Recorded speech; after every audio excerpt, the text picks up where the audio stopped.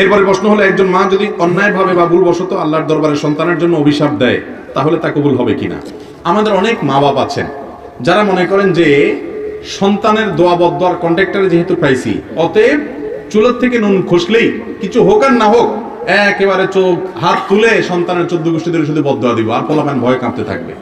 এরকম উল্টাপাল্টা অনেক মা বাপ আছেন, করেন। ঠিক ভাইরা আমার, মা বাপকে আপনি যদি কষ্ট দেওয়ার মতো তাদের কষ্ট পাওয়ার মতো কোনো কাজ করেন, তাদের সাথে বেয়াদবি করেন, তাহলে তো বদদোয়া মুখ দিয়ে বলা লাগবে না।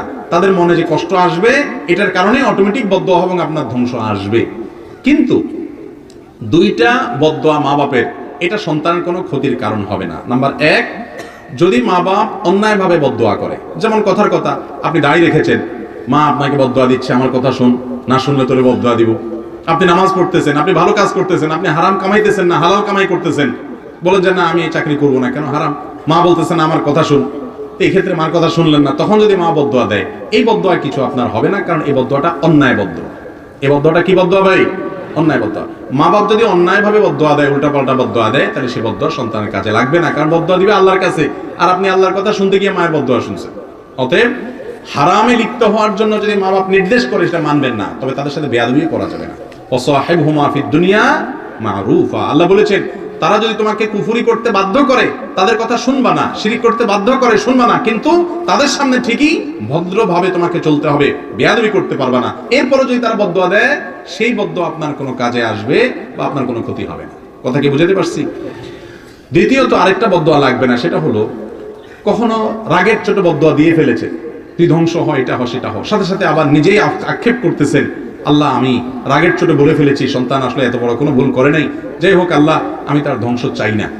এরকম যদি হয়, অর্থাৎ সাথে সাথে আবার মা বাপ উইথড্র করেন এবং বদদোয়া না দিয়ে সন্তানের জন্য আবার নেক দোয়া শুরু করেন, ইনশাআল্লাহ আগের বদদোয়া কি হবে না, কোনো ক্ষতি হবে না। এ সম্পর্কে সূরা ইউনূসের 11 নম্বর আয়াতটি দেখা যেতে পারে। সেখানে আল্লাহ রাব্বুল আলামিন বলেছেন, ওয়ালাউ ইয়াজ্জালুল্লাহু ইসতিআজালাহুম ওয়ালাউ ইয়াজ্জালুল্লাহু আশ-শাররা ইসতিআজালাহুম বিল খায়র লাকুদিয়া ইলাইহিম আজালুহুম।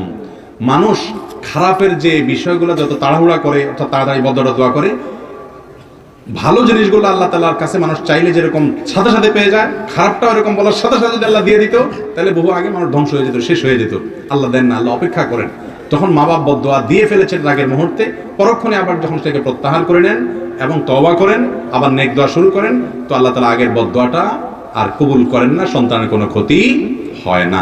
কিন্তু সন্তানের সবসময় চেষ্টা থাকতে হবে যে মা বাবার কোনো কষ্ট যেন না হয়, বেয়াদবি যেন না হয়, উচ্চবাচ্য যেন না হয়, এবং তাদের সাথে কোনো প্রকার আপনার অভদ্রতা যেন না হয়, অসৌজন্যতা যেন না হয়।